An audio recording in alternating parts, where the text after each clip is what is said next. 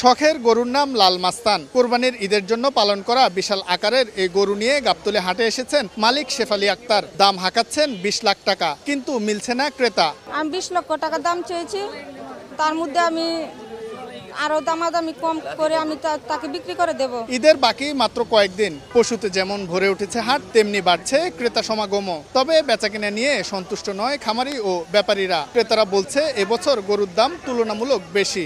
এখন যদি কেউ গরু কিনে তাহলে সে লাভবান হবে, কারণ এখন সস্তা, অনেকে আসছে, মনে করেন এখানে হচ্ছে খরচ আছে। মাংস যদি আপনি মনে করেন 28,000 30,000 টাকা মন হয়, যে সেই অনুপাতে যে আপনার লাইভ ওয়েটে যদি 45 মন একটা গরুর মাংস থাকে, তাতে আপনার 30 মন প্লাস সেই গরুটার মাংস হবে, সেই দামও পাচ্ছি না। আমার গোয়ালের বাছুর, এটা আমার নিজের গোয়ালে, দুইটাই জন্ম নিয়েছে আর কি।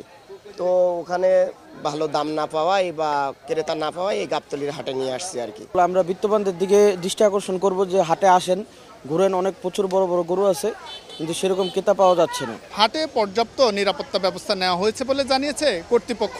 এখানে একটা সেনাবাহিনী আলাদা একটা ক্যাম্প করেছে এবং আমাদের পুলিশ বাহিনী, র্যাব, আনসার, বিডিপি বিভিন্ন এবং চিকিৎসকের যে একটা টিম আসছে, এদের জন্য আমরা আলাদা আলাদা জায়গা করে দিয়েছি এবং নিরাপত্তা আলহামদুলিল্লাহ নিয়ে কোনো আমরা শঙ্কিত নাই। নিরাপত্তা জোরদারের পাশাপাশি পশুর চিকিৎসায় হাটে কাজ করছে একাধিক মেডিকেল টিমও।